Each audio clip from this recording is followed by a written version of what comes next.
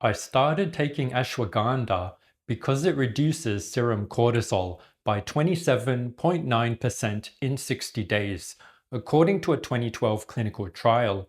Let's talk about it.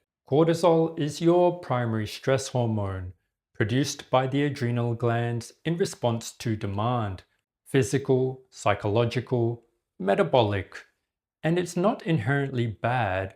At the right level, cortisol is essential. It mobilizes energy, sharpens focus, helps you perform under pressure. The problem is when it stays elevated chronically. Cortisol is catabolic. It breaks down muscle protein for glucose.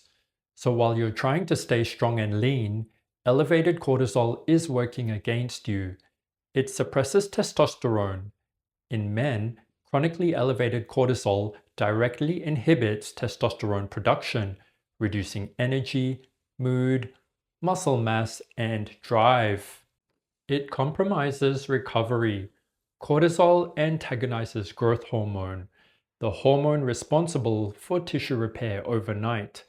High cortisol means you sleep and still wake up unrestored. It shortens telomeres. Cortisol activates oxidative stress pathways that erode telomere length, one of the most reliable markers of how fast you're biologically aging. And it physically shrinks the hippocampus, the brain region responsible for memory and learning, not a metaphor measurable on MRI. Here's the thing. You don't need a traumatic event to have chronically elevated cortisol. It accumulates quietly. Demanding work, a busy schedule, poor sleep, screens before bed, financial pressure, deadlines, difficult relationships. Stack those together and you've got too much cortisol doing real damage.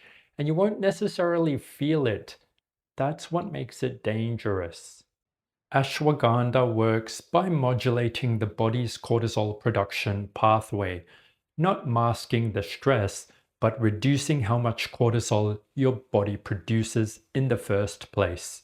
The clinical trial that showed a 27.9% reduction in serum cortisol enrolled 64 chronically stressed adults, gave them 600 milligrams of a specific standardized extract called KSM-66 daily for 60 days, and the result has been replicated across multiple independent trials. A separate 2026 study in athletes found cortisol stayed controlled in the ashwagandha group, while the placebo group's cortisol burden climbed. In males, lower body power and pull-up strength improved. In females, grip strength and recovery improved. Same training, better results.